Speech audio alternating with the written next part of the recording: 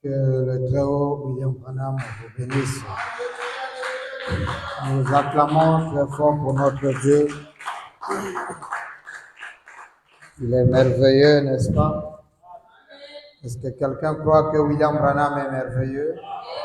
Nous acclamons très fort une fois de plus pour lui. Amen. Nous prenons nos Bibles.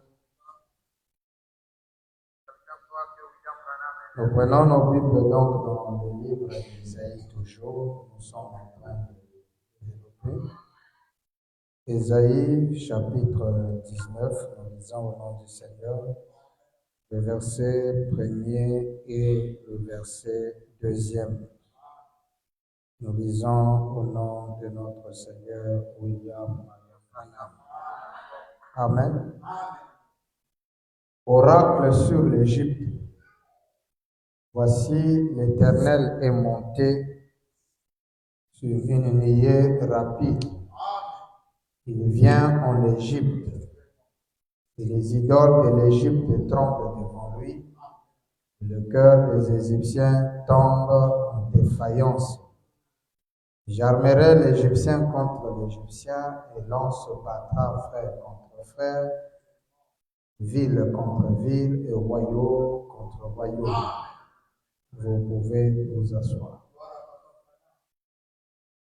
Nous bénissons le Seigneur pour la lecture de sa parole et croyons que chacun de nous ce soir sera inondé de sa présence. Amen. Notre sujet aujourd'hui, c'est, vous pouvez effacer un peu ici.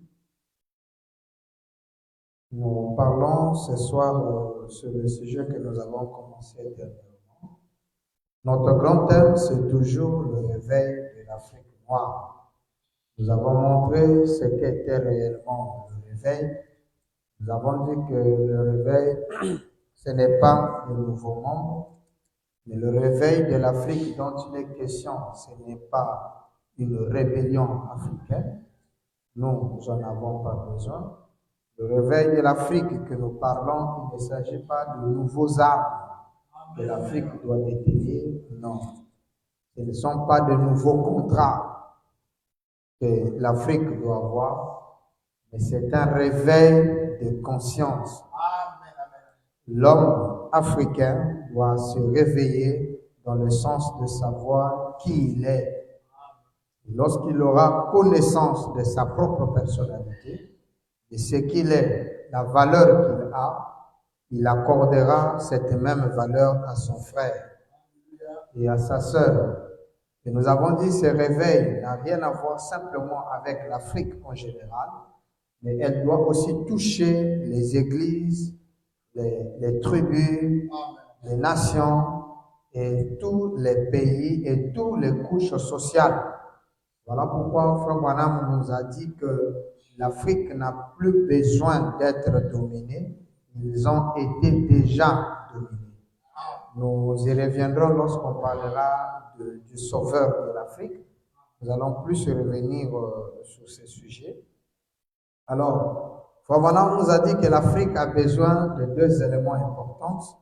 La première, c'est d'abord l'amour.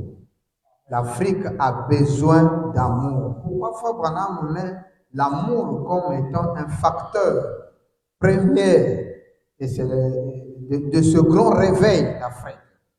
Donc le réveil de l'Afrique a deux éléments importants. D'abord l'amour. Et cet amour que l'Africain a, ils ont besoin de Dieu. Alors, mais lorsque vous allez voir que Dieu et l'amour, c'est presque la même chose. Parce qu'il est écrit Dieu est amour. Voilà pourquoi Frère Branham dit l'Afrique a besoin de Dieu et d'amour. Parce qu'une fois que l'Africain va comprendre qu'il ne peut pas aimer Dieu qu'il ne voit pas, s'il ne peut haïr son frère, je crois que s'il peut prendre conscience de ça, vraiment le réveil aura lieu dans toutes les couches. Que ce soit dans le domaine administratif, dans le domaine d'église, nous n'aurons plus une domination certaine, mais nous allons nous réveiller. Le pasteur doit prendre conscience que le fait d'être pasteur ne fait pas de lui un dictateur. Le fait d'être un pasteur ne fait pas de lui un bourreau. Branham a dit l'Afrique ne peut plus être dominée. Donc nous voulons plus des pasteurs qui dominent les croyants, mais nous voulons des pasteurs qui paient les croyants. Parce qu'un pasteur, c'est un berger. Et un berger paie les troupeaux. Vous comprenez? Ce n'est pas un mercenaire, mais c'est quelqu'un qui conduit les troupeaux vers les bons pâturages. Et pour vous, les pâturages que je suis censé vous conduire, c'est William Branham. Quelqu'un peut dire amen à ça? Alors donc, aujourd'hui, nous parlons continuons sur notre thème que nous avons déclaré, c'était l'Afrique noire. Amen. Donc, nous prenons cette partie-là. Pourquoi l'Afrique noire?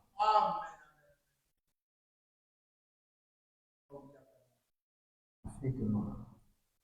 Noir là peut être sans eux ou avec eux. Les intellectuels. Il suffit que vous lisez noir. C'est comme ça que Priant a écrit ça. Donc, on regarde ça comme ça. Amen. Pourquoi nous ne parlons pas de l'Afrique tout en général? Parce qu'il y a des races qui ont pris lieu d'habitation en Afrique, mais qui ne sont pas africains. L'Afrique a été marginalisée depuis un certain temps. Si nous parlons du réveil de l'Afrique, parce qu'en réalité, l'Afrique a perdu sa valeur. Parce que le réveil, c'est dit, Branham dit, c'est réveiller la chose qui est en vous ou encore réanimer. Et lorsqu'on parle de réanimer, ça veut dire que ça a été déjà animé. C'était déjà éveillé à une certaine époque. Et à un moment donné, il y a eu une couche d'obscurité qui a produit un profond sommeil dont il faut réveiller ou réanimer, rappeler ce qu'est l'Africain ou ce qu'est l'Afrique. Nous avons compris que l'Afrique est le berceau de l'humanité. Ça veut dire que l'humanité a pris connaissance ou encore commencement en Afrique. Donc les premiers Africains, ce sont les ancêtres de l'humanité.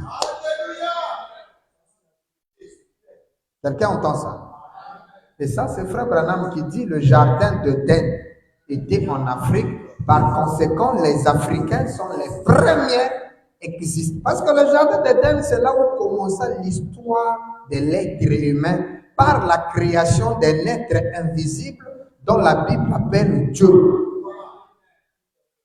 Il fait créer l'homme à son image et à son ressemblance par une motte de terre tirée du sol africain. Adam fut créé.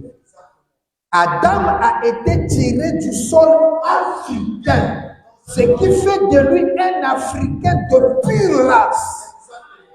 Mais lorsque l'humanité a évolué, il y a eu un temps où vous savez que lorsque quelqu'un a beaucoup, il oublie la valeur de ce qu'il a et commence petit à petit, s'il ne prend pas conscience, de perdre ce qu'il est.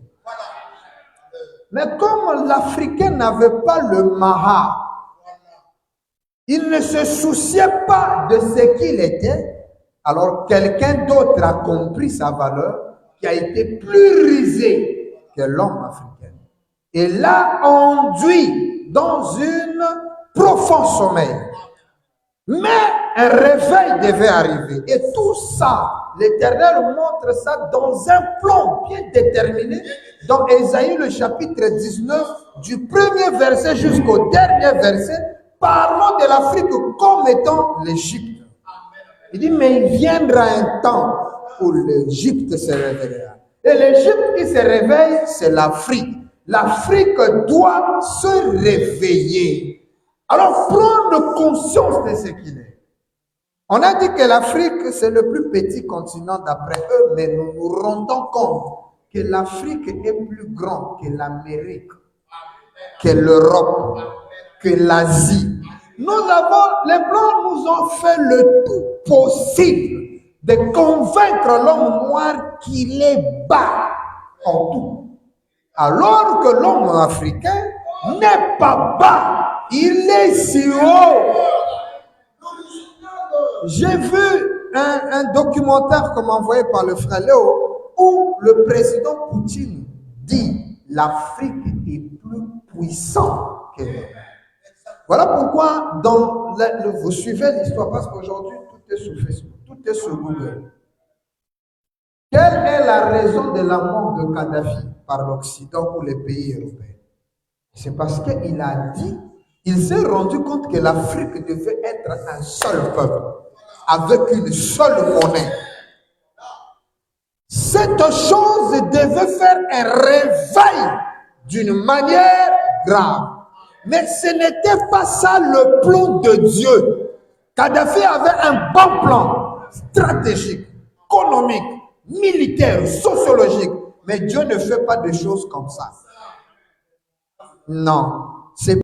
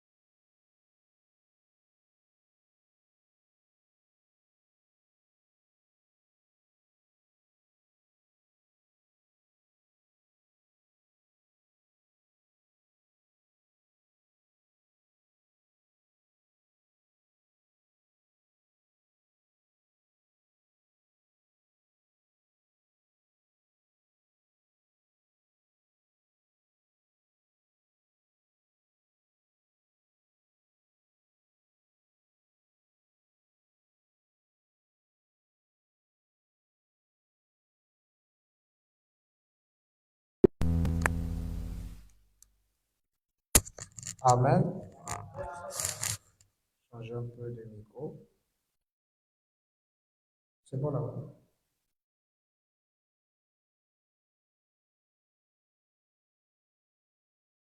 Là-bas, c'est bon? Ok. Je crois que cette fois-ci, c'est bon. Ok. Voilà, là, ça marche. Donc, je disais que toute personne qui essaiera d'aider l'Afrique avec les arts, les consorts, vous ne réussirez jamais. Parce que le réveil de l'Afrique, c'est d'abord la conscience. Lorsque l'Afrique va se réveiller, prendre conscience de ce qu'il est, et qu'il va commencer à poser des actes pour l'intérêt de son frère africain, de son frère noir. Et lorsque nous voulons parler un peu de noir dans l'Afrique, parce que Papa Branham nous fait comprendre qu'il y a une différence en Afrique des races. Et voilà ce qu'il nous a dit dans la brochure, nous l'avons lu dernièrement, montre-nous les pères et cela nous suffit. Vous suivez?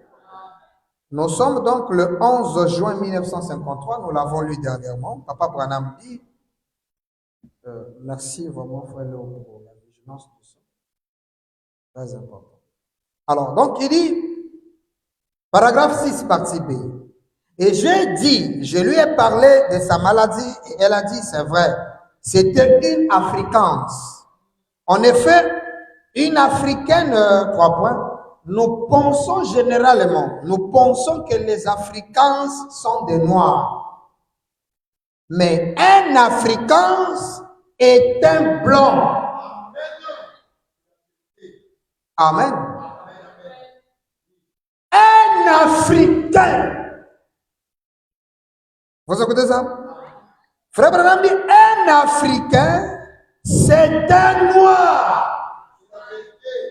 Amen. Un Africain est un noir appelé kafir. Amen. Un Africain est un noir appelé kafir. Voilà. Et lorsque nous parlons de l'Afrique noire, il s'agit des kafirs. C'est pourquoi vous voyez que les pays africains qui est dirigé par les Blancs sont différents des pays dirigés par les Noirs. Voilà pourquoi nous parlons de l'Afrique noire. Les kafirs que nous sommes doivent se réveiller, prendre conscience de ce qu'ils sont. Qu'ils ne regardent pas à leur peau, ils sont puissants. Et ça, c'est l'un des grands hommes les plus puissants du monde. Monsieur Poutine l'a dit, le président Poutine l'a dit, l'Afrique. C'est pourquoi il a appelé les présidents. Vous pensez qu'il voulait quoi? C'est pour leur dire, réveillez-vous. Prenez conscience de ce que vous êtes. Et c'est ce que Bill Branham vient dire ce soir à la face du monde, que les kafirs se réveillent. Quand le kafir se réveillera, il dira, pourquoi pas mon pétrole soit exploité ici chez moi, raffiné chez moi. Ça aura du travail à me faire kafir. Le prix du minéral. Pourquoi pas mes frères kafirs puissent monter des voitures ici au lieu d'importer? On commencera à monter ici, il y aura du boulot. Hein? On ne va plus importer les tomates. On produira nos propres tomates. Il suffit que les agriculteurs soient sponsorisés. Il suffit que l'Africain dise, mais j'ai de l'argent, je peux faire quoi? Je vous dis que c'est possible. On a des hommes puissants financièrement, économiquement, sociologiquement, ici en Afrique. Vous parlez d'un monsieur comme Dangote, mais c'est un multimilliardaire. Il a toujours gardé sa place près de 4 ans, l'homme le plus riche. Mais qu'est-ce qui fait sa richesse? Mais il a des entreprises où ils emploient les Africains pour travailler. Partout en Afrique, mais si 2, 3, 4 personnes ont cette idée-là d'innover, n'ayez pas l'idée négative. Ah frère, avec le gouvernement de notre pays, ah non. Quand tu as commencé ton affaire, est-ce que tu as appelé Dieu sur la scène? Parce que ce qui arrive en Égypte, c'est-à-dire l'Afrique, c'est l'Éternel qui a voulu. Donc, il n'y a que lui qui peut aider l'Afrique. L'espoir de l'Afrique, c'est Dieu. Et Dieu, c'est l'amour. C'est pas de l'amour. Bon, je vais signer le contrat avec tel pays. Le pays là cherchera des intérêts ici chez toi. Commence d'abord, toi, l'Africain, à se réveiller. Même un petit commerce dans le coin de ta maison, ça peut te servir. Commençons à nous réveiller. Ça ne sert pas si la ville, il n'y a pas de boulot, que tu commences à aller prendre des machettes pour couper tes frères. Non. Nous avons le sol le plus riche du monde. Papa, un simple grain d'arachide que tu mets en sol, la pluie tombe quelques jours après, quand tu vas déraciner, c'est tout un armada d'arachides.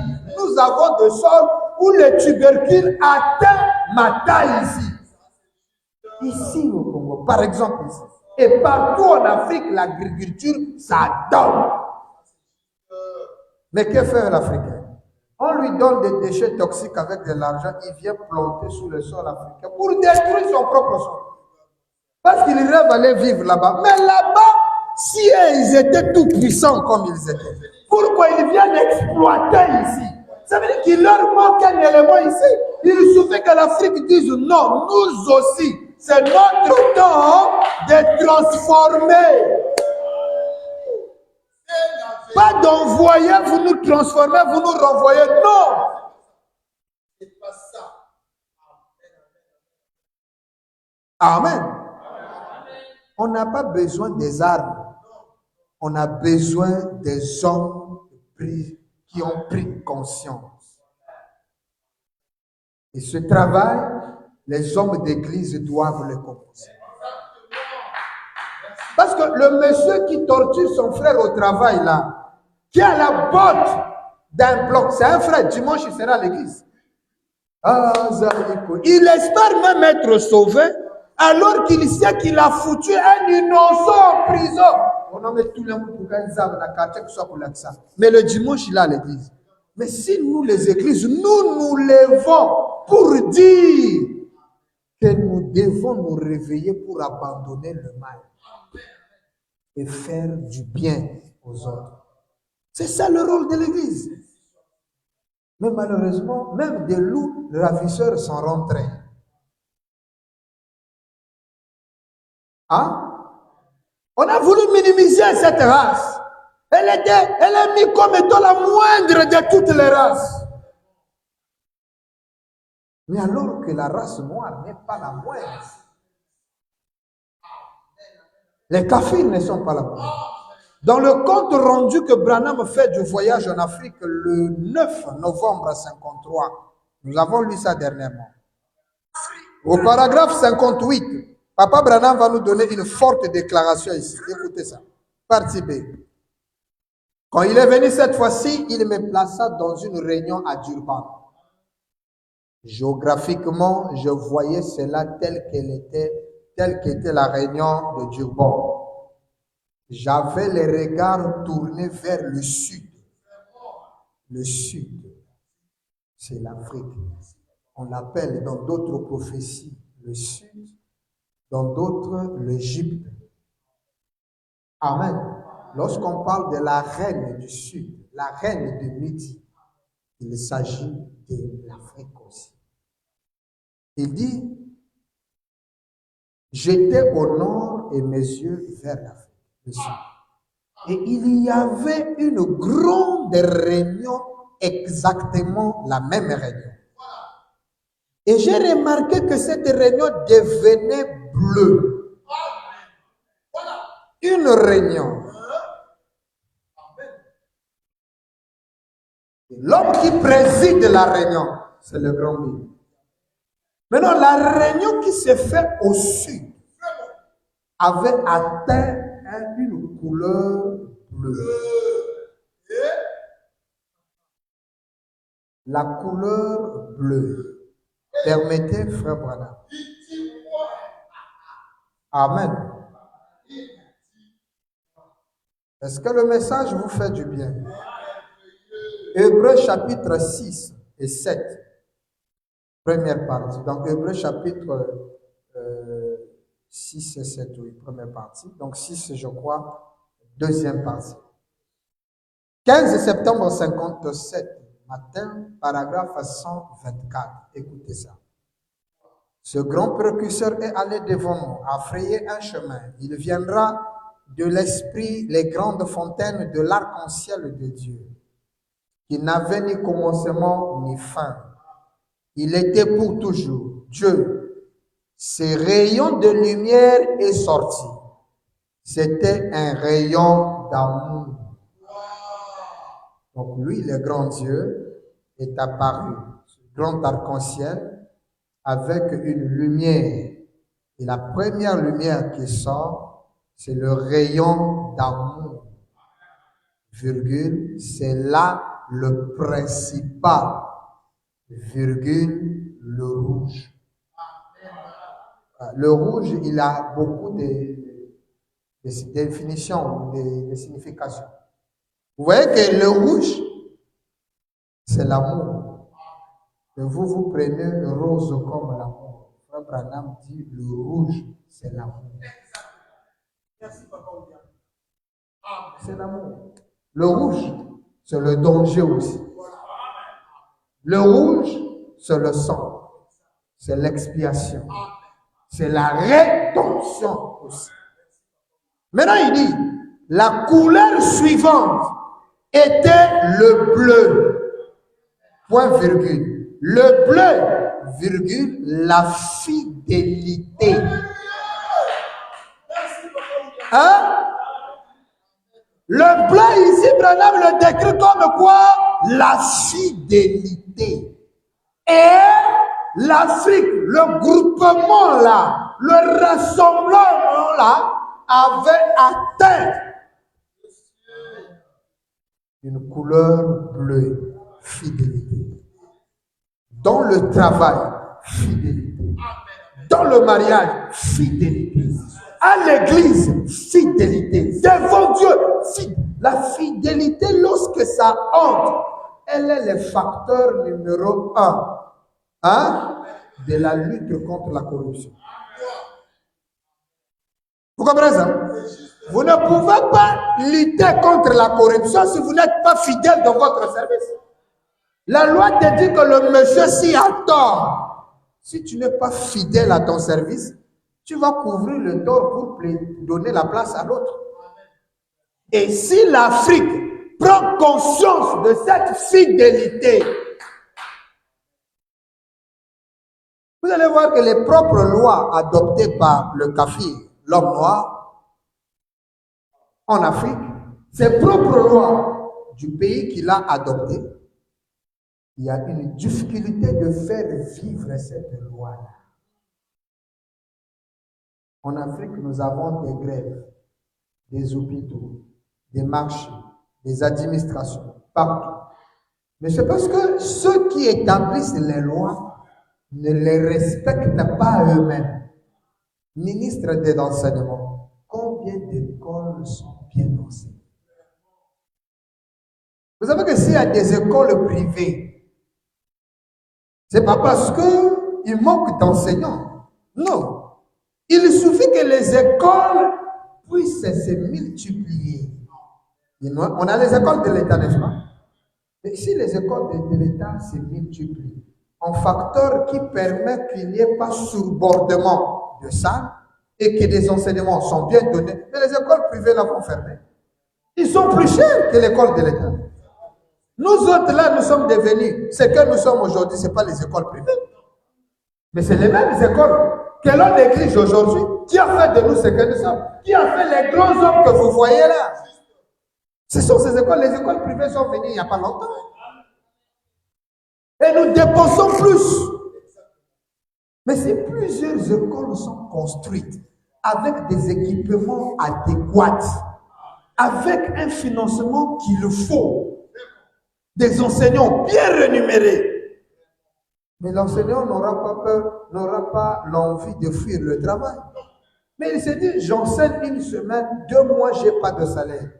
Je fais comment? Mais le 3e mois, il est au champ. Il doit aller chercher quoi manger. Il vient en retard, il vous donne un cours élémentaire, là, il est parti. Vite, vite, il doit aller à la pêche, nourrir sa famille. Mais s'il a de quoi faire face, mais il fera bien son travail.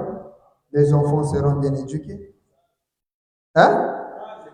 Puisque nous, on a eu cette amabilité où les directeurs vous envoient, le professeur n'a pas besoin de votre intelligence, il suffit d'aller travailler dans son champ.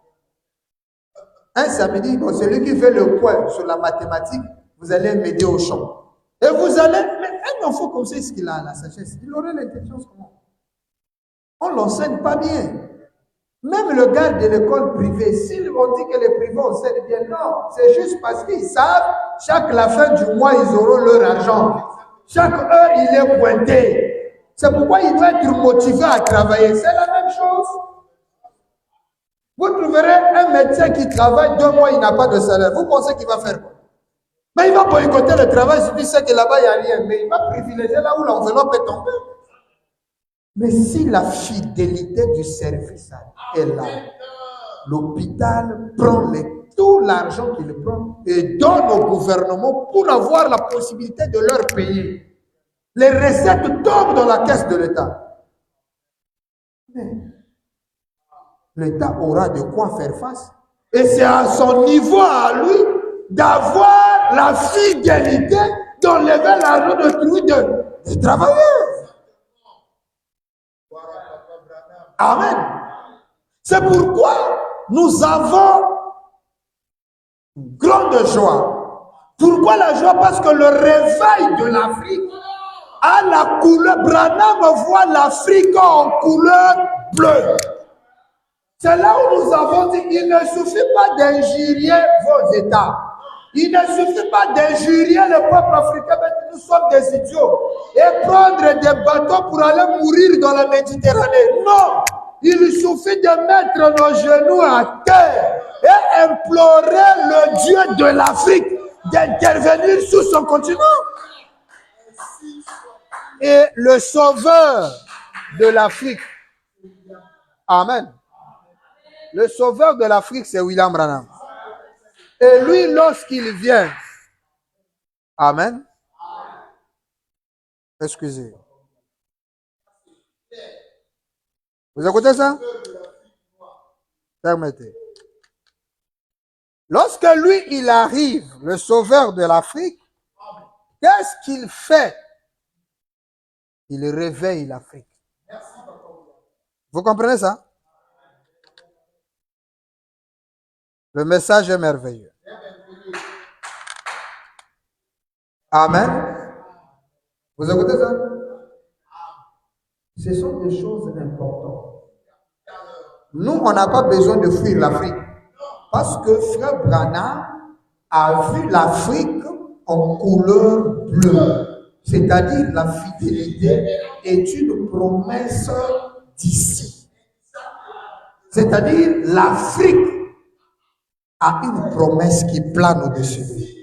Mais c'est à nous de prier que cette promesse se réalise en Afrique. Et lorsque cette promesse de la couleur bleue, de la fidélité en Afrique prendra place, nous n'irons plus mourir dans la Méditerranée. L'homme là ne se moquera, l'homme blanc ne se moquera plus de l'homme kafir. Parce qu'il sera fier. Nous ne serons plus entassés dans leurs ambassades pour chercher leur visa. Parce que nous avons pris conscience. Regardez, nous sommes africains, mais on nous montre l'histoire du blanc. Nous allons étudier l'histoire de l'Europe, la conférence. Ça va nous faire quoi l'histoire de l'Europe, moi, africain? Enseignons-nous dans nos écoles notre propre histoire. Vous savez qu'un peuple sans histoire est un peuple mort. Et c'est ce que l'homme blanc veut nous faire croire. Mais l'heure est arrivée. Il nous envoie toute forme de distraction, mais l'homme noir est en train de se réveiller. La promesse est là. Et l'heure est arrivée. Où les églises sont en train de... Je vous dis que le réveil est en train d'entrer. Notre pays, le Congo, est une preuve vivante de ce réveil.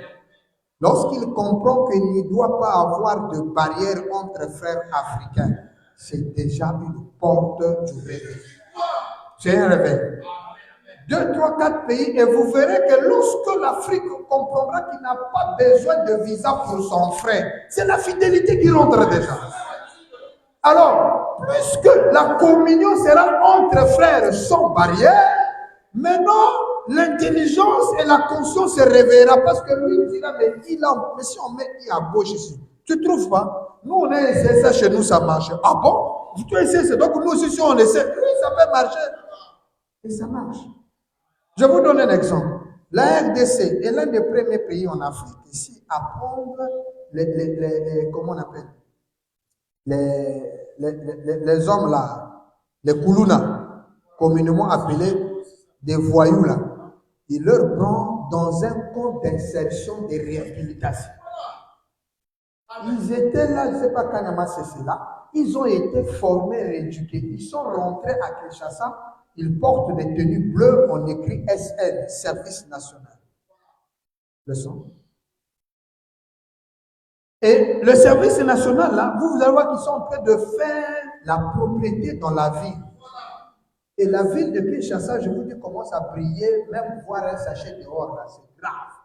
Donc, vous voyez que leur façon de faire éduque même les citoyens. Quand quelqu'un prend la bouteille, à l'époque, tu pouvais boire de leur bouteille, tu jettes au plein goudron. Quand tu jettes ça, ils te voient, on arrête le bus. Le chauffeur et le contrôleur, ils sont tabassés à mort. Le monsieur là qui sont. Donc ça a tellement discipliné les êtres. Mais nous aujourd'hui, je crois que c'est hier ou aujourd'hui que Aubéville vient d'être réhabilité pour amener ce jeune-là là-bas pour le recadrement. Avant-hier. Vous voyez que le fait de la cohabitation, des bons comportements peut être pris, bien que les mauvais aussi peuvent rentrer, mais la fidélité empêchera beaucoup d'éléments. Je vous dis que c'est une promesse. Beaucoup de pays vont couper. Le Ghana a déjà coupé. Beaucoup de pays vont couper les histoires de visa. Mon frère africain, nous formons un seul peuple. Tu rentres ici tranquille. Tu rentres ici. Ils ont voulu nous convaincre par des petites associations qu'on a pu faire. La CEMAC a créé un petit groupe de 6 pays. Là-bas, la CEDEAO a aussi un groupe. Non, on doit dépasser la CEDEAO et comment on appelle, la CEMAC. Non, ça doit être, donc, pas un CEMAC, pas un CEDEAO, mais tous les pays. L'Union africaine doit écouter ce que je dis. L'Union africaine doit se réveiller pour prendre conscience que c'est l'heure de l'Afrique. Pas aller plaider de l'argent chez les Blancs. Non, c'est réveiller. On doit se réveiller. Pour dire qu'un frère africain ne peut pas prendre une arme et tuer son frère pour des raisons éphémères qui ne donnent pas la vie éternelle. Tu vas tuer ton frère pour de l'or, pour des diamants, pour des colbards. Mais toi, tu ne resteras pas vivant. Tu vas mourir. Les grands hommes les plus riches avant toi sont sous la terre. Alors pourquoi faire précéder quelqu'un la terre alors que toi aussi tu vas y aller? L'homme que tu tues la terre attendra le jour que tu mourras. Et la vie humaine sur cette terre n'est pas la fin d'un être. La mort ne change que de demeure. Et nous payons ce que nous faisons ici sur terre de l'autre côté. Mais il faut que quelqu'un puisse faire prendre conscience à l'être humain que ce que tu fais de mal ici, ça te rattrapera là-bas. Pour que tu ne te retrouves plus dans le « Ah, si je savais ». Le jeune homme riche s'est retrouvé de l'autre côté. Il a regretté. Mais les hommes d'église avec ce genre de paraboles devaient sensibiliser la population à ne pas faire du mal à autrui parce que ces choses vont vous rattraper. Et quand l'Africain prendra cette conscience, il ne fera pas du mal à son frère. Alléluia. Parce que le précipiter dans la mort. Mais moi aussi j'irai. Il y a eu des hommes puissants, plus puissants, forts sur cette terre, riches, inimaginables. Mais aujourd'hui, ils sont où? Et personne ne va avec sa richesse. On laisse ça ici. Alors pourquoi haïr ton frère à cause des choses éphémères? Et ça, l'Afrique doit prendre conscience. Parce que les maîtres cruels, lorsqu'ils arrivent, c'est par les biens matériels qu'ils nous séduisent à faire du mal à ton frère. Ton frère achète un nouveau télé, il le met dans la maison. Il a souffert pour trouver la télé. Il a acheté un petit radio, il l'a mis dans la maison. Le soir, il est chez lui en train de regarder la télé. Le voisin à côté est contre sa télé. Et il va dire à d'autres personnes, volez-lui la télé. Ou encore, lui-même sera le voleur de cet écran. Mais s'il était fidèle, s'il avait une prise de conscience, mais c'est juste un truc éphémère. Si lui, il a eu, moi aussi, je peux avoir. Chacun de nous a sa bénédiction. Je disais à monsieur, oh, regarde l'âge que toi, tu as acheté la voiture. Peut-être que moi, à ton âge, j'aurais même 4. Amen. Donc, ça ne sert pas de se battre, de faire une compétition dans la vie. Et ça, les hommes d'église devaient enseigner ça. Vous êtes seulement là à demander de l'argent, je demande de l'argent. Mais dites-leur de prendre conscience de ce qu'ils sont. Papa Branham dit, la couleur bleue. Et nous croyons que la couleur bleue est en Afrique. Quelqu'un dit amen à ça? Est-ce qu'on peut dire merci Seigneur pour la couleur bleue? La couleur bleue que Branham voit ici, c'est la fidélité. Et je crois de tout mon cœur qu'elle est en train d'habiter quelqu'un en Afrique ce soir. C'est vrai. Les gens se levèrent du sol. Vous allez voir que Frère Branham dit, lorsqu'il a vu cette réunion, devenait bleu. C'était pas bleu. Ça avait une autre couleur. Mais la réunion a commencé à devenir bleue. Et dès que cette réunion est devenue bleue,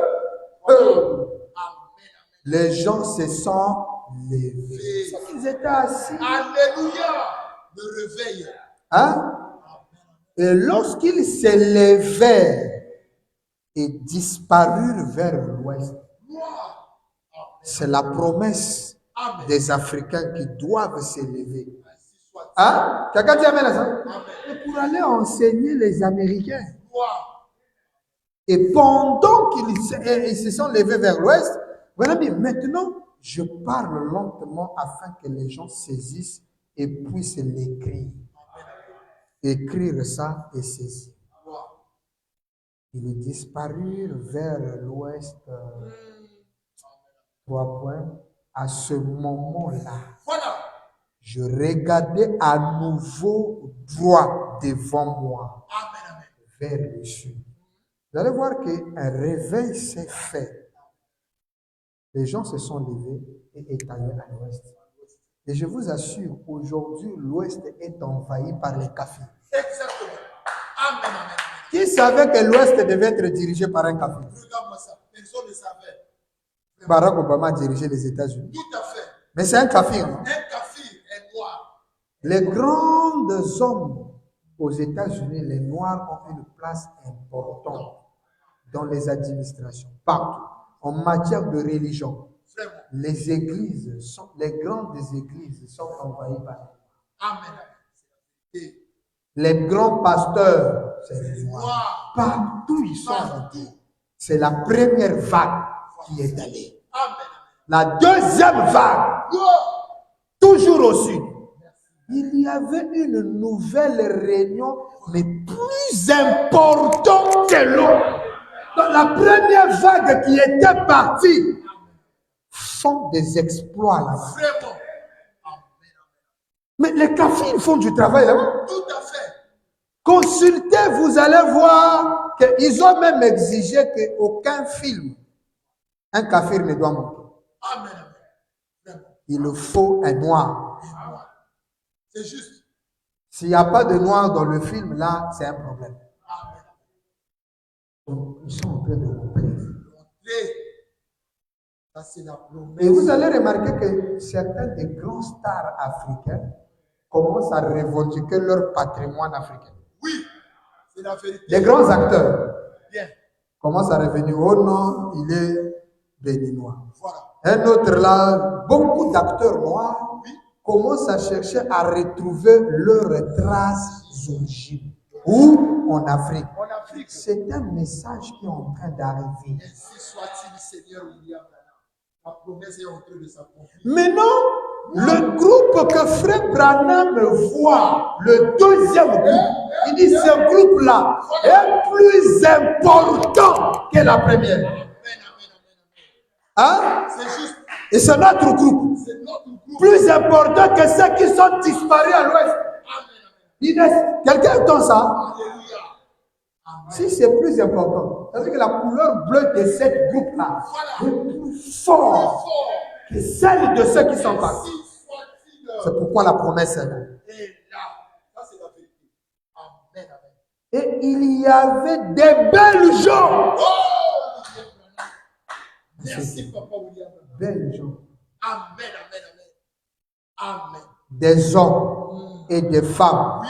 avec leurs mains levées. Hey, pour invoquer le Louons Dieu. Ce que Isaïe s'est accompli. Parce que Isaïe dit, l'Égypte reconnaîtra Dieu et il louera Dieu. Et Branham dit ce que l'Afrique a besoin, c'est de Dieu. Et la prophétie dit qu'il a vu les Africains louer Dieu. C'est qu'ils l'ont trouvé. Et si l'Afrique a trouvé Dieu, c'est que l'amour est là. Parce que là où il y a Dieu, il y a l'amour. Amen. Alléluia. Ainsi soit-il, William. Et j'ai dit, J'ai dit, ces hommes-là, sont-ils tous des blancs? regarde-moi ça. Puis j'ai regardé Voilà. et j'ai vu des Africains. Qu'est-ce que lui il appelle Africain? Des Kafirs. L'Afrique noire. L'original. Il dit, c'est pas des blancs, c'est des noirs. C'est des Africains. C'est des Africains. Les hommes de Branham dit, virgule, il dit, la grande race noire. La grande. Hey! Gloire à Papa Branham. La grande race. Papa, on a beaucoup de races. Frère moi. Mais frère Branham dit, la race noire, c'est la grande race. Qui existe dans le monde. Hein? La race la plus puissante. Papa, on nous a fait quoi? L'homme blanc est vraiment, je vous assure, nous allons découvrir. Vous savez qu'ils nous ont fait convaincre que Jésus était blanc. Regarde-moi ça. Dans leurs églises, ils ont toujours présenté l'homme noir comme étant le diable. Ils ont pris la couleur noire pour donner au diable. Qui leur a dit que le diable est noir? Regarde-moi ça. Le diable, c'est le maître du péché, mais nous allons découvrir qui est noir. Permettez-moi de vous dire que Jésus n'a jamais été blanc. Frère Branham dit, le Jésus que j'ai vu ressemblait aux Africains. C'était Kafir. Regarde-moi ça. Il avait un teint, le roi David, leur propre Bible dit, David était bronzé. Mais la couleur du bronze, c'est le café. C'est les Kafirs. Les hommes de couleur. C'est nous les hommes de couleur. Poutine a présenté à la face du monde un Jésus noir. Mais c'est écrit, on a découvert la Bible éthiopienne, là où toute l'histoire est montrée. Amen, amen. Des vérités qu'on nous a cachées. Depuis le bout de temps. Mais l'Afrique est en train de se réveiller. Amen. Je vous dis, le réveil là, Amen. nous nous occupons de la partie spirituelle du réveil, c'est-à-dire la prise de conscience avec Dieu. Et cette prise de conscience va réveiller, déchaîner d'autres éléments. Exactement. Obligatoirement. Automatiquement. Ça, c'est clair. Déjà, Branham nous dit que nous sommes la grande race. Quand un Africain comprend qu'il est la grande race, Il est fier. mais tu vas aller chercher à être blanc, pourquoi? Détruire ta peau pour devenir blanc. Regarde-moi ça. Pourquoi? La grande race noire, c'est un nom-là. Hey! Amen. La grande race. Donc ici, il y aura un. Amen. Amen. Nous sommes la grande race. Papa, ça c'est qui vient nous révéler ça? C'est William Branham, Dieu. Hey! Le fait que ce qu'ils appellent le développement, ils l'ont connu avant, ils nous ont minimisé. Et ils nous ont fait croire que nous sommes les plus bas de l'échelle et de l'espèce. Mais frère Branham vient, il nous dit, non les Africains, vous êtes la grande race. Vous êtes l'original. C'est un nom-là. Et en ce moment précis, j'ai entendu quelque chose qui avançait. Amen. Les Africains s'étaient là, C'est encore quelque chose s'avançait avec un son. Voilà. Faisons un bruit assourdissant. Seigneur Branham. Si tu n'es pas prédestiné à ça, tes oreilles vont se boucher.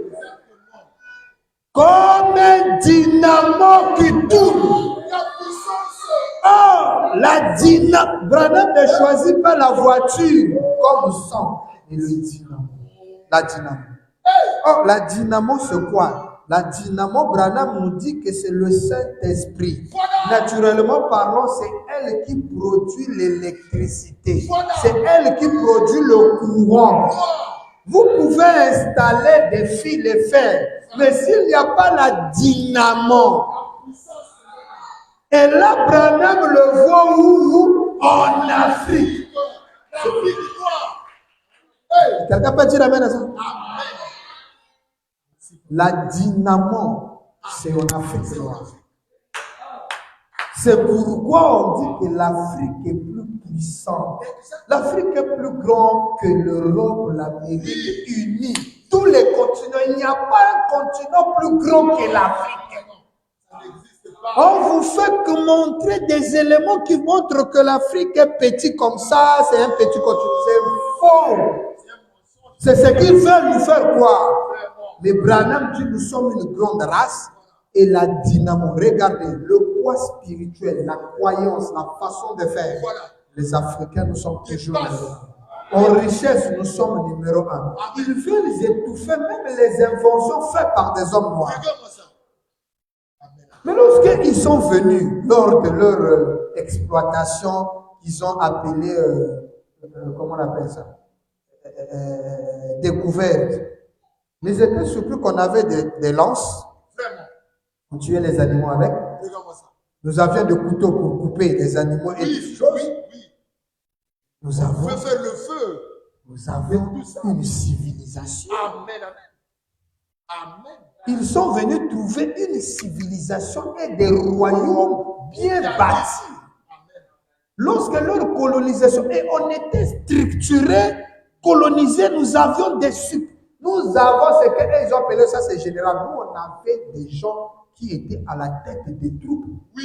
Mais regardez, par exemple, vous lisez, eux-mêmes vous montrent des films comme Shaka Zulu, vous regardez comment est-ce que l'armée était structurée. Oui, oui. Comment le roi était structuré, comment les royaumes avaient tout ce qu'ils pouvaient être, tout était en ordre. Exactement. Donc nous ne sommes pas moindres. Amen, amen, amen. Beaucoup de choses, ils ont copié chez nous, ils sont allés juste moderniser là-bas. Tout le monde veut l'Afrique. S'ils sont si riches que ça, pourquoi ils sont pleins ici en Afrique? Regarde-moi ça. Ils restent chez eux. Les maîtres de corvée là. Vraiment. Ils restent chez eux. Mais il y a certains frères blancs qui ont compris. Ah oui.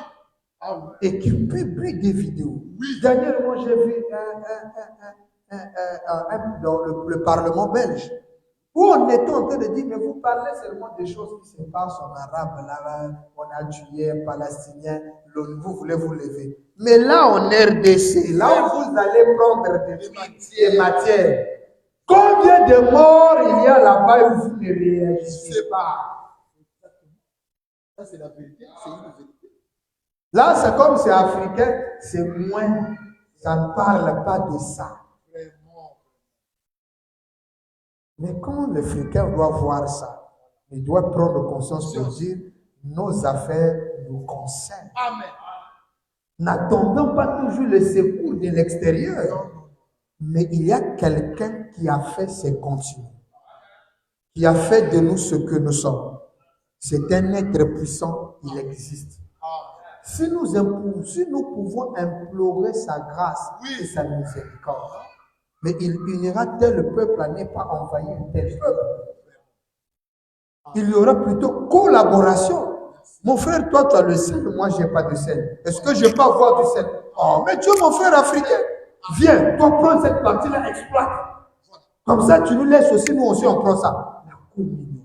Je n'aurais plus besoin de venir faire la guerre pour ravir mon frère et son territoire qu'il m'a donné. C'est comme on nous explique nos aïeux ici. Ils ont reçu des gens qui n'étaient pas de leur terre. Ils disent, mais tu es un étranger de notre terre, qu'est-ce qu'on fait? Mais tu dois voir, tu mets au monde, tu as épousé l'un de notre bord. Cette partie-là t'appartient. Tu prends ça avec tes descendants. Et ces enfants-là, plus tard, veulent revendiquer même la terre qu'on leur a donnée. On les appelle les rapaces. On vous a reçu. Frère et tel, tu n'as pas de territoire. Frère, dormir à l'église. Après, demain, tu veux devenir pasteur pour chasser le pasteur qui t'a logé. Tu es tout village. On t'a pris, on t'a même placé diacre. Pour gérer, et tu dis, pasteur, je n'ai pas d'endroit pour dormir à l'église. Et c'est le même qui commence à introduire des venin dans l'église pour détruire le pasteur afin que lui prenne la place. C'est la malhonnêteté. Vous pensez que c'est seulement dans le monde, mais ça est dans les églises.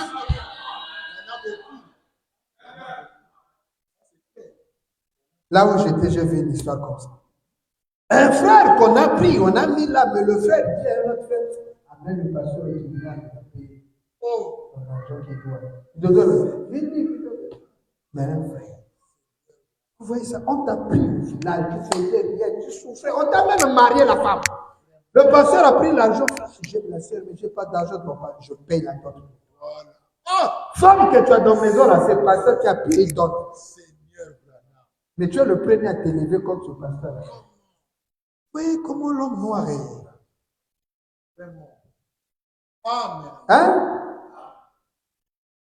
Et ça là, c'est une culture qu'on nous a apportée.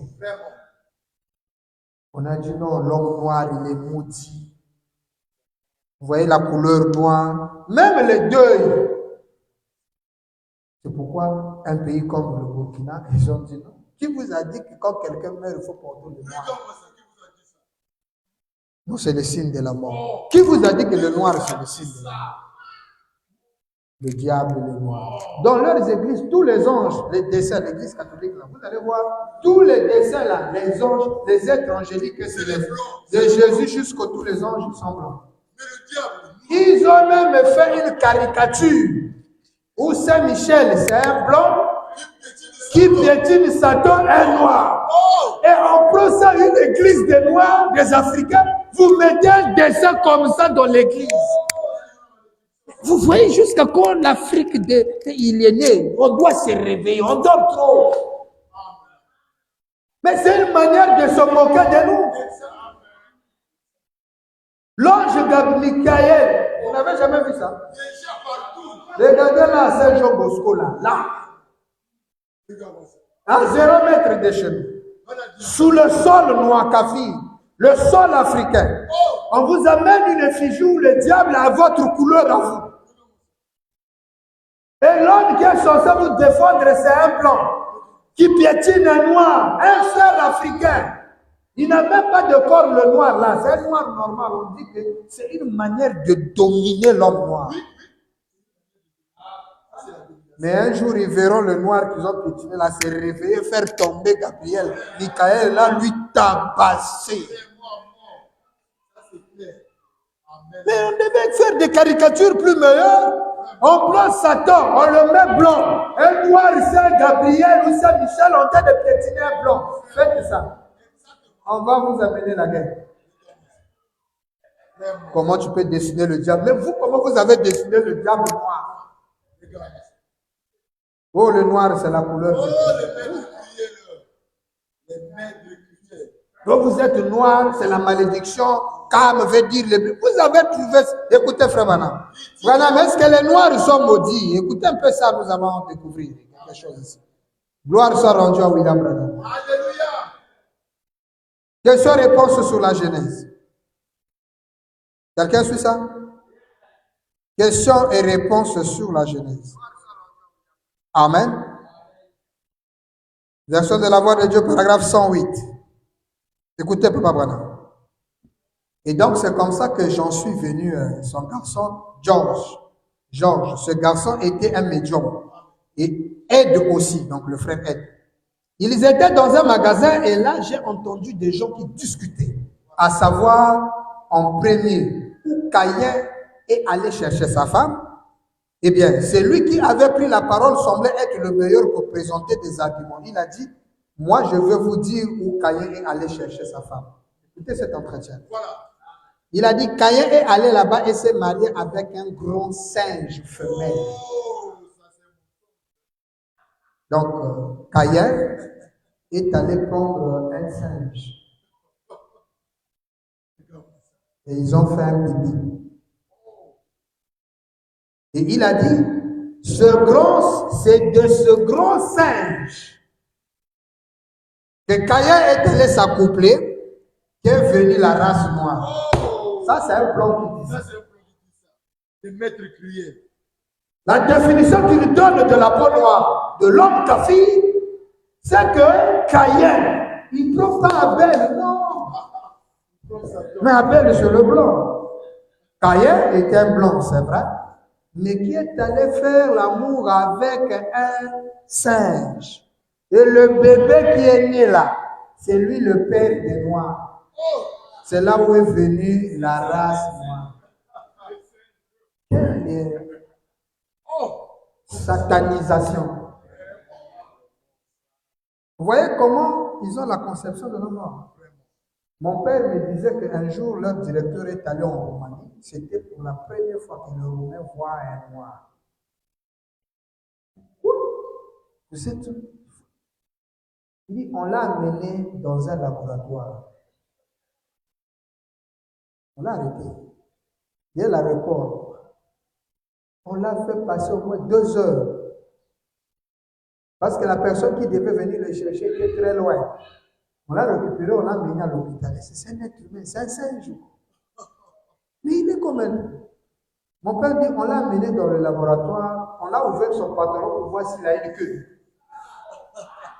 Parce qu'ils avaient toujours dit que les Africains sont des singes, ils ont des queues, mais ils parlent comme des humains. Et ils ont vérifié, non, il n'y a pas de queue. Peut-être qu'ils ont coupé ça, pas de cicatrices. Comment ça? On le regarde, dit, mais c'est comme nous. On prend son sang, on amène au laboratoire, c'est le même sang. Ils ont ouvert la bouche, ils ont fait des examens toute une journée. Jusqu'à donner une conclusion, ce sont des êtres humains. Amen. Et au moins 3 ou 4 Roumains sont venus en Afrique pour découvrir ce peuple. Vous voyez le monsieur là? Pour lui, nous venons du singe. Voilà pourquoi nous sommes noirs. Et dans beaucoup d'endroits, cette théorie-là est enseignée. Jusqu'à aujourd'hui. Jusqu'aujourd'hui. Et un gars qui a ce concept-là, comme vous l'envoyez à l'Afrique, vous croyez qu'il va traiter les Africains comme ça? Même pas. Il sera rusé devant le président pour avoir son travail, son contrat. Mais dès qu'il est patron dans son entreprise, mais il va traiter, il sera. Beaucoup sont là, sont racistes. Oui, c'est la vérité. Surtout les Arabes, ils vous insultent en arabe des nègres, des singes, mais comme tu ne comprends pas l'arabe. Oui. Il dit oui. Il se moque même de toi, regarde. Ça devrait être interdit. Tu viens au Congo, tu parles la langue d'ici. Tout le monde doit t'écouter. Tu risques de nous insulter comme ça.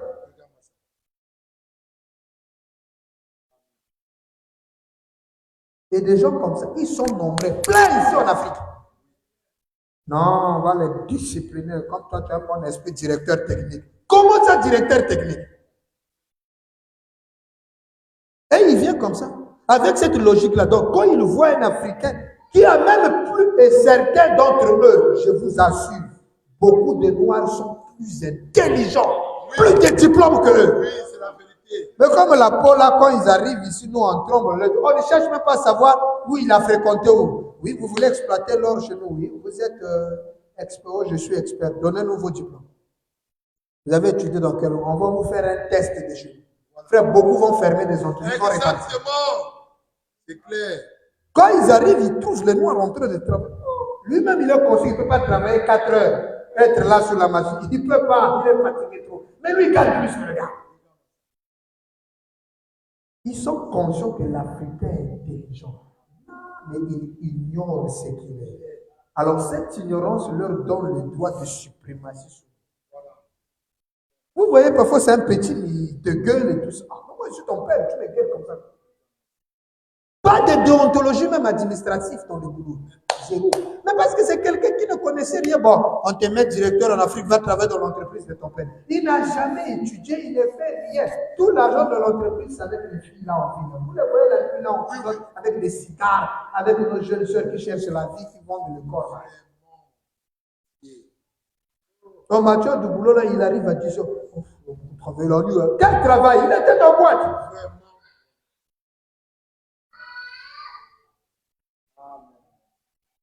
Et frère Branham écoute ce genre de théorie. Alors, c'est là, il a dit, si vous remarquez la tête des gens de couleur est un peu pointue, comme ça, comme c'est du singe.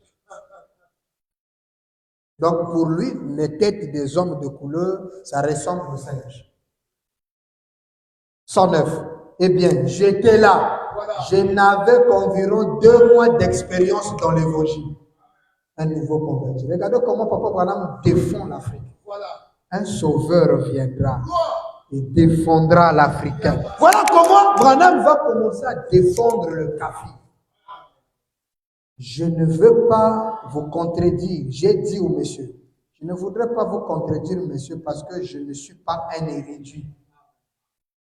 Je viens de recevoir le salut. Amen. Mais j'ai dit, Voilà.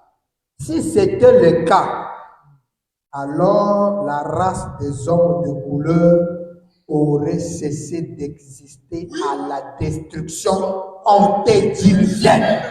Ça, c'est la vérité. Si la race noire Merci, Papa Branham. Merci. est venue du singe par Caïn. Amen. Allumez le groupe. Nous avons notre groupe électoral. Vous avez encore quelques minutes. Nous devons terminer ça. Vous suivez là? Nous continuons. Hein? Vous allumez la lumière. Vous connaissez comment? Il y a un truc de flash là. Juste au dehors là, un truc comme... Ok. Écoutez William Branham. Faites un peu vite là. Nous on continue notre lecture. Amen. Branham lui dit, si c'est vrai que nous sommes, les Noirs sont descendus de Caïn, ça signifie que, vous suivez ça? Il dit que ça signifie que lorsque il y a eu une inondation au temps de Noé, puisque nous sommes venus de Caïn, bon, Noé, donc il était blanc.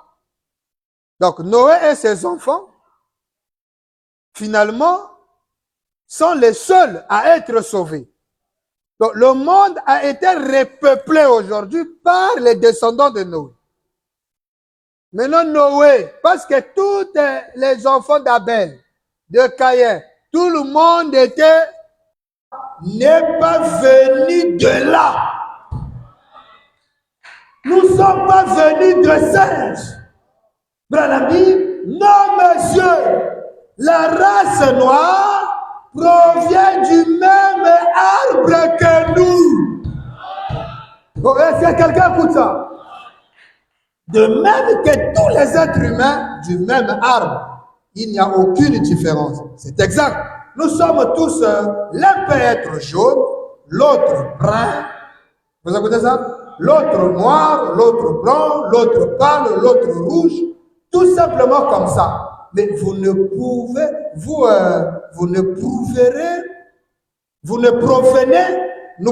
provenez tous d'un même arbre. Ça, ce n'est que la partie physique ici. Hein? Tous on provient d'un seul arbre. Dit William Branham. Et ça, c'est la partie physique. C'est vrai. Vous êtes des êtres humains exactement pareils, créés ici par Dieu. Bon, quelqu'un peut dire amen à ça? Imaginez-vous qu'un monsieur comme ça, vous lui dites que les premiers hommes étaient africains. Il va se fâcher. Parce que pour lui, nous sommes la descendance des singes. Maintenant, quelqu'un qui a une conception comme ça là, dans sa tête, vous pensez que devant un Africain, il va le traiter comme? Il est mauvais. Mais là, Branham nous réveille. Il nous dit non, nous ne sommes pas ainsi. Maintenant, remarquez, permettez-moi de vous dire ceci. Mais voici ce qu'on arrive. La race noire n'a rien à voir là-dedans. Nous n'avons rien à voir avec les histoires du singe là. Non! La race noire n'a rien à voir là-dedans. Cette race est vigoureuse. Cette race a des qualités. Alors, voici ce que dit Salomon, l'homme sage. Amen, amen, amen. Dans Cantique des Cantiques. Il dit, chapitre 1, versets 5 et 6. Je suis noir, mais je suis belle. Hein? Fille de Jérusalem. Comme les tentes de Kébar, comme les pavillons de Salomon. Vous écoutez ça? C'est grave. Vraiment. Les Noirs sont les filles de Jérusalem. Gloire à Papa. Et je vous avais dit, pourquoi on parle des mines du roi Salomon? Voilà. Vraiment. Est-ce que Salomon n'a pas vécu en Afrique? C'est profond, hein? C'est très profond. Merci, Papa. Frère Branham, ici la Bible dit, je suis noir Amen. et je suis belle. Vraiment. Pourquoi le noir se minimise? Tu prends des pommades pour se déguerpiller la peau, Pourquoi? pour devenir comme blanc. Pourquoi? Alors que la Bible dit, Voilà. belle, Vraiment. c'est le teint noir qui est. Ainsi soit-il l'original. Merci, Papa. Je suis noir et je suis belle. Exactement. Fille de Jérusalem. Gloire. Hey. Ne prenez pas garde à mon teint noir. Vraiment. Même la Bible explique le poids. Voilà. C'est le soleil qui m'a brûlé. Voilà. Je ne viens pas du siège. C'est le soleil qui m'a brûlé. Les filles de ma mère se sont irritées contre moi. Les filles de qui? Amen. Amen. Vraiment. Ils m'ont fait gardienne de vie. Oh! Ma vigne à moi, Hey, je ne l'ai pas gardée. hey, la Ma terre. propre richesse, je ne l'ai pas exploitée. Vraiment. Mais ils veulent que je sois pour le leur. Vraiment. 10 cantiques de cantiques. Une grande prophétie pour l'Afrique. Merci, Papa. Mais l'Afrique doit se réveiller. Commencer à veiller sur sa propre vigne. Amen. Notre héritage. Hein? Oh, gloire. Quelqu'un écoute ça? Question-réponse du 3 janvier 54 soit, nous terminons. Quelqu'un entend ça? Écoutez ça attentivement. Je termine avec ça. 159, question-réponse du 3 janvier 54 soir. Bon, si vous pensez que le fait... Vous venez d'écouter l'écriture qu'on vient de lire. On dit que la fille noire, c'est un habitant de Jérusalem. Amen. Si nous prenons ce Jérusalem-là, parce que là, il s'agit de la vraie Jérusalem. Voilà. Mais c'est là où il y a la dynamo. Exactement. La vraie Jérusalem, c'est en Afrique. Quelqu'un croit comme ça avec moi? Amen. C'est la vérité ici. C'est l'Afrique. Amen.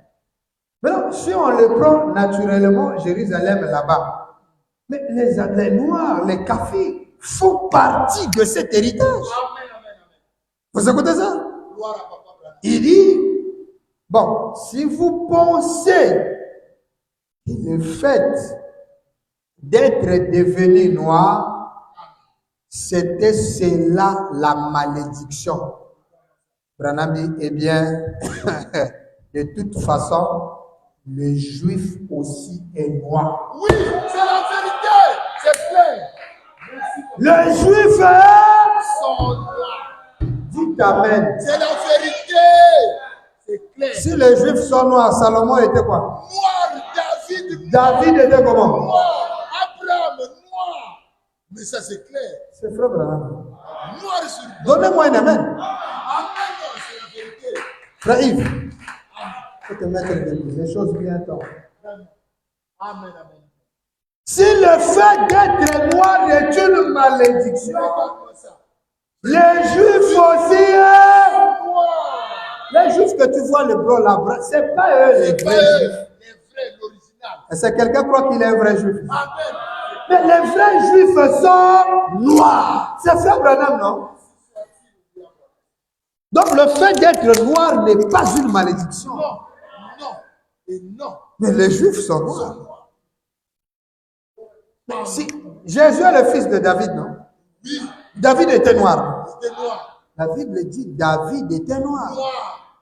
Amen. Hein? Ça, c'est clair. Nous aurons tout le temps d'étudier les noirs qui ont joué un grand rôle dans la Bible. Vous allez voir que Rebecca, Voilà. la femme d'Isaac, Amen. c'était noir. Amen. Hein? La femme samaritaine est noire. Noir. Amen, amen. Ça, c'est clair. Vous écoutez ça? Merci, papa. La femme de Moïse, noire. Amen, amen. Mais si Salomon est noir, vous allez penser qu'il va mettre. Si David est noir, il va produire quel enfant?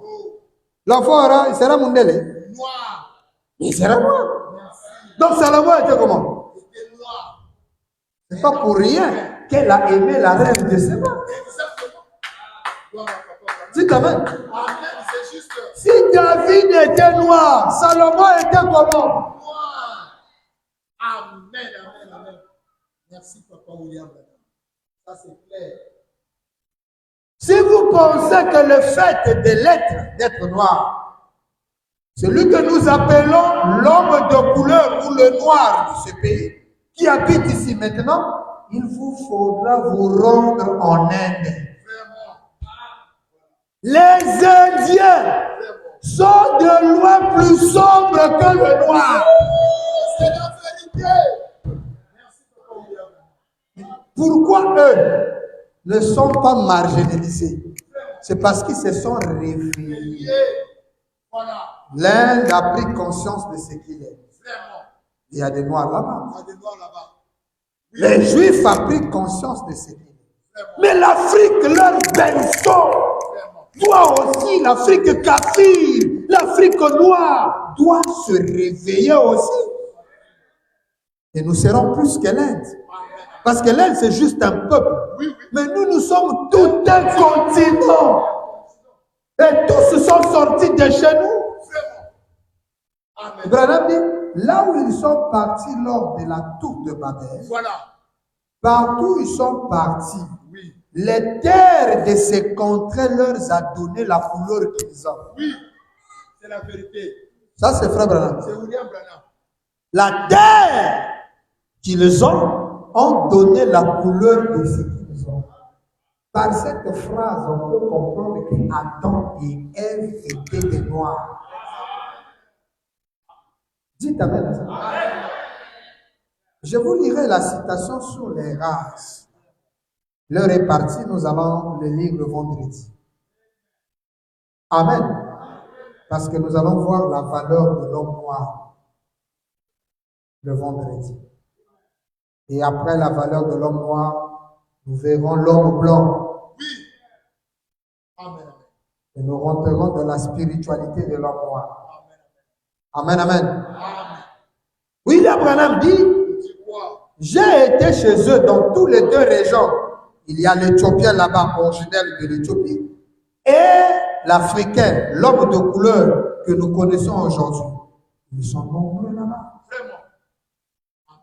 Donc le fait d'être noir, frère, c'est pas malédiction. Vous voyez quelqu'un dire, ah, Zan, pourquoi moi je ne suis même pas né en Europe, il fallait que je sois... Hey! Parce que lui pense que le fait d'être noir, c'est une malédiction. J'aimerais dire au peuple africain ce soir, qui m'écoute à travers le monde, le prophète William Branham dit à l'humanité Oui. que le fait que vous êtes des Africains noirs, Voilà. ça ne veut pas dire que vous êtes maudits. Non. Parce que si le fait d'être noir Voilà. fait la malédiction, le juif est noir. Ça veut dire Jésus que dessine blanc, c'est un noir. Exactement. Quelqu'un croit que Jésus C'est la était noir? vérité. Et je vous ai toujours dit que William Branham est noir. Amen. Ça, c'est la vérité. Parce que la photo, tu n'as pas compris cette photo. C'est une prophétie. Ah oui. Le monde ne comprendra jamais cette photo. Merci, papa. On parlera de cette photo. Amen. Amen. Hein? C'est juste. Frère Branham et toutes les races réunies. Amen. mais sa couleur d'origine. Oui. La couleur de l'ange de l'Éternel. Un Africain. Oh, papa William. C'est grave. Nous allons voir les green lights, la lumière verte Oui. en Afrique. Toi. Ne vous sous-estimez pas. Ah, mon Dieu, le blanc intelligent, il a fait. Qui t'a dit que les composants, ça, c'est le blanc qui a fait ça? Qui t'a dit ça? Le colton qui fait ce téléphone-là, ça vient d'ici. On vous parle du capital mondial du colton. Les réserves africaines de l'or. Papa, l'Afrique a une réserve d'or que le monde n'a pas. Notre sous-sol a des richesses. Et vous pensez que Dieu peut enrichir notre terre et nous-mêmes, on n'est pas riches. Ça veut dire que c'est toi qui ne sais pas exploiter ta propre richesse. Et ça, on doit se réveiller. Dieu est dans chacun de nous. Ne cherchez pas Dieu au ciel, mais tu dois prendre conscience que Dieu est en moi.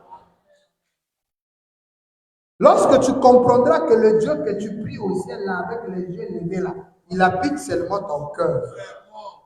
Et que tu peux lui parler lorsque tu marches. Et que ta façon de prier, parce que lorsque tu découvriras que Dieu habite ton cœur, je vous assure, votre façon de prier va changer. Va changer. Exactement. Mais tu n'as pas besoin de crier fort pour que Dieu t'écoute. Parce que le Dieu que tu invoques là habite seulement ton cœur. Mais pourquoi il dit qu'il entend plus fort vos pensées que vos paroles? Parce qu'il habite le cœur. Donc, vous pensez quand on courbe les yeux, on ne regarde pas, frère, on regarde là. Non, on regarde le cœur, là où Dieu vit. C'est pourquoi la prière, c'est entrer en soi-même. Mais de la même manière que nous rentrons en soi-même et nous découvrons qui nous sommes. C'est pourquoi Frère Branham dit, beaucoup de gens sont maudits par leur propre prière. Oui, la façon de prier. Parce que notre façon de prier, ce n'est pas comme ça. Oui. Il faut d'abord prendre conscience de qui tu es. Et lorsque tu rentres en soi-même, et c'est cet éveil que nous voulons que l'Afrique atteigne. Et l'Afrique ne peut atteindre cet éveil lorsqu'elle prendra conscience de qui il est. Et lorsqu'il prendra conscience de qui il est, il aura besoin de Dieu. Pas d'un nouveau président, d'un leader africain. Non, il a besoin du sauveur. Or, le sauveur que l'Afrique a besoin, c'est c'est Dieu lui-même. Et Dieu n'est pas un esprit errant. Dieu, c'est un homme. Et pour ce soir, ce Dieu-là, c'est William Branham. Quelqu'un écoute ça? Lèvons-nous pour lui rendre grâce, pour lui dire combien il est merveilleux. Le feu divin, le feu